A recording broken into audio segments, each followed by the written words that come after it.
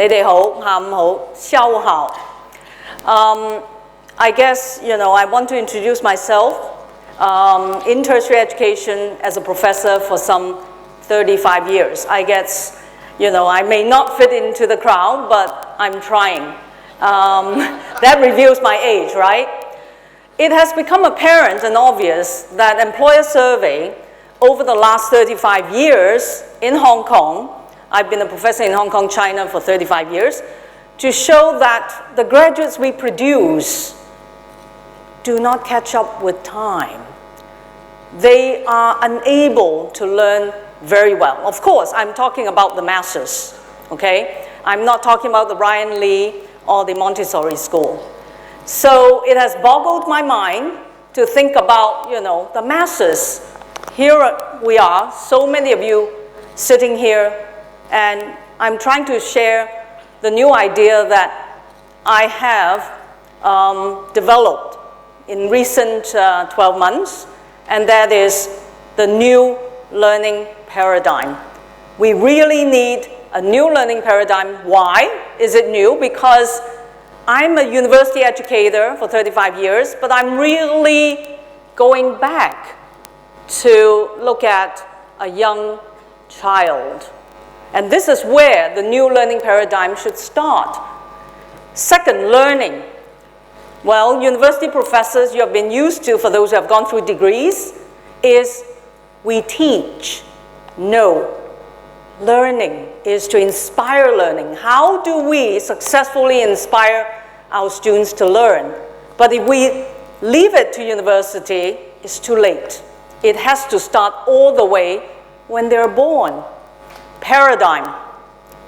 We have to change the mindset. The mindset of everybody. Mother, father, educator, government officials, policymakers. And we do it through respect and challenge, and I'll explain how we're going to do this. So let us go back and analyze why we're not there yet. Why is there no new learning paradigm that exists now in Hong Kong and China? The status quo is the most recent May newspaper show that there is the competitiveness for secondary schools, top 50, and of course that's all in Chinese, but let me translate for you. They focus on education outcome, 50%. Academic grades took up 30%. So they're looking at exams.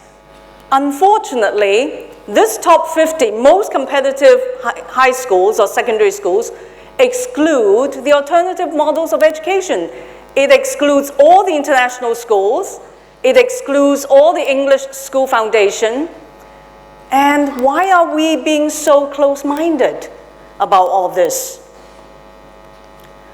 What happens from high school to universities? Well, we have 7 million graduates in China. The government spends about 2.2 trillion yuan every year, comprising 4% of our GDP. In Hong Kong, 76 billion, comprising 3.6% as of 2013. Are we putting our government resources, your resources, you're all working in Hong Kong, I assume, are we putting our resources to good use? In Hong Kong, we have 14,500 graduates every single year. But the employer surveys show that the typical behavior of our graduates are, please, what do you want me to do? Tell me how to do it.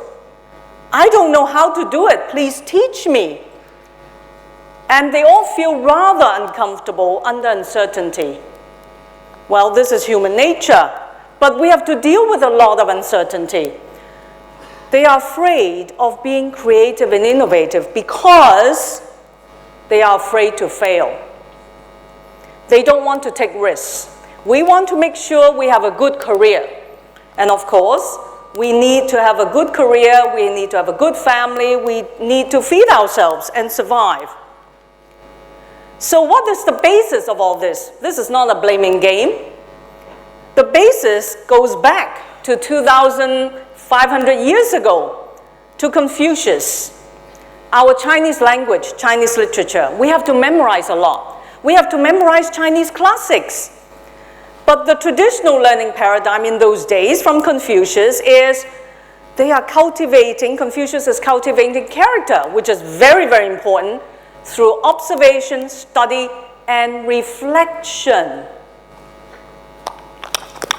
Are we able to see ourselves in the proper way? Or are we blinded? Can we self-reflect? Are we aware of ourselves? Are we aware of our weaknesses? And Confucius teaches us to be a gentleman, 君子. Of course, you know, a lady as well. And the purpose of education is training civil servants. They have very informal methods. Confucius listens, observes, discusses, dialogues with the students. But what are we doing here? This is massification. I just presented to you 7 million graduates every year. Hong Kong, 14,500. So they had no structured classes, no examination, except for those who wish to become civil servants. So because of the nature of our language, we memorize our characters, rote learning, discipline, very hardworking. The teacher is very authoritative. You learn from the teacher. And nowadays, we are left with Tongkao in China, the uniform university entrance exam, and in Hong Kong, we have our DSE as well. This is how you see your students working in a 45 classroom, structured classroom. What is happening approximately the same time in the East with Socrates? The Socratic method of questioning and debate trains critical thinking, dialogue. There is education in the music to develop the soul, education in gymnastics to develop the body. You need to be healthy, you need to be vibrant, you need to have a good mind. But Socrates also said young children should be taught through play. And Confucius also, the commonality is teaching should be done through individual capabilities. Then comes to my own experience. I am a Hong Kong born and bred child. My parents were not educated, but I was very fortunate enough that they placed me in the most untraditional school in Hong Kong, an American nun school. That's where I learned my English language. I was brought up by a maid who just asked me, sit there and study. Okay? And then I had the fortune to took up 1 year in Hong Kong University and then went abroad and got my PhD in Chinese University. But I'm the first one to admit that I'm deficient in creativity and innovation. Why? Because I'm afraid to fail. We are taught never to fail. In the China situation right now with one-child syndrome, they cannot fail. It's just not acceptable. And I'm the first one to admit that because we live in a modern age, I'm the first one to admit that I learn from my kids. It's very, very difficult. I have 3 kids. And how are they doing and why? And how do I learn? I learn through them. My youngest graduated in 2012, and he brought me a book from his professor, Professor Daniel Kahneman, Thinking Fast and Slow. And I read through it, and this is very relevant for the modern age. It's about human behavior, irrational decision-making. My daughter said to me after she graduated in 2008 and got an investment banking job and said, I don't want a 9-to-5 job. Remember, in 2008, you have a job, my daughter. And she said, no, I can't sit in the office. I want to be an entrepreneur. And I said, my husband and I said, ooh, what's going to happen? You're not going to be independent. You're not going to survive. But she has become, out of our expectation, a software developer. And she's very, very happy about being an entrepreneur. Just came back from Silicon Valley a few months ago. My oldest son, 33 years old, and he kept telling me when he was 17, he said, Mom and Dad, you must let us fail. Otherwise, we cannot learn effectively and be successful. Ooh.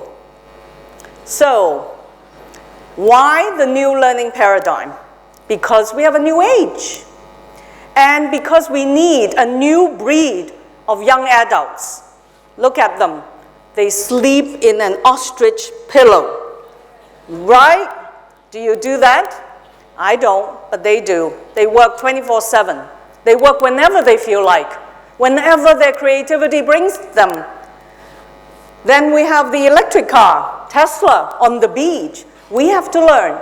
It's not just the young kids, all of you, young creative minds, young entrepreneurs, but we have to live alongside our kids. How? What is the definition of new learning paradigm? Self-aware, self-reflective. Now I put on my sunglasses, okay? Research studies have shown that we have heuristics and biases. We cannot admit who we are. And if we don't understand who we are, we cannot learn. Agile learner. Research studies have shown all around the world, there are only 30% who are agile. That means they can learn very effectively.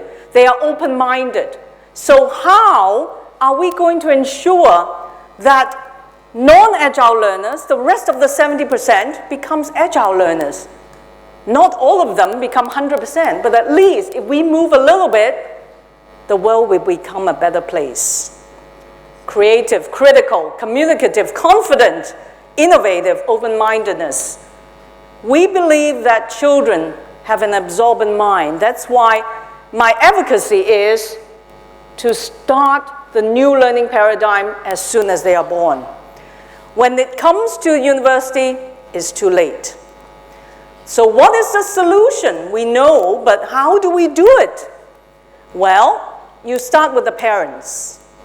The mindset of the parents, so it's very much alongside my other two speakers. The parents need to be encouraged, they need to be coached, and they need to be mentored on how to educate children. And educate doesn't mean that do this, you're going to do this, you're going to learn, and you're going to go to tutorial school and everything else. I keep seeing in my building a child leaving at 10 o'clock at night to go into classes. So a change in society only comes from parents. And the parents should be facilitating, should be guiding our kids, and we need to help the parents in order that they play their role. We need to encourage them. You cannot rely on educators because educators have lots of incentives. They want to do research. They want to write papers. They want to write rigorous papers. They may not put educating students in their first priority. And look at the 13-year-old. She is not doing home study, but when she was 9 years old, she just goes ahead and self-learn and reads, and the parents buy her all kinds of books because she was bored in all the classes. And then she was admitted to all the top schools in the world. But young children in China, very, very sad, horrible story. They start sending children to study mini MBA when they're 3 years old. Do you know about economics, leadership? And the kids just do like this, yeah. Content should not be taught like that. We cannot teach content. We need to teach them research skills when they're young. They can self-learn. They can be inspired. Strategies. How are we going to do this? Okay? We can integrate the Eastern and the Western education philosophies for the new age. We have to respect our parents. We respect our teachers. But the parents should be able to accept being challenged. I'm challenged by my kids every single day. But we need to keep up with the times. We need to share with them our experience when they're older. We need to challenge teachers. I love my students to challenge me because that means they're thinking. We need to challenge status quo. We need to think out of the box. Otherwise, we don't have Bill Gates and Steve Jobs creating an entirely new lifestyle. Remember, these great minds fail. They fail many, many times. But we as parents, we must accept how our kids can fail, and how they should fail, and how they should learn from failure. Otherwise, they're just there, not being very useful, and not creative, and not make the world a better place. So let us all start a movement. It's better late than never. We still have time, and we start when they're young, at our various stages of our life, and start the movement to inspire our kids, inspire students, let them get the skills to learn, to be self-aware, and to learn for the lifetime. Thank you very much.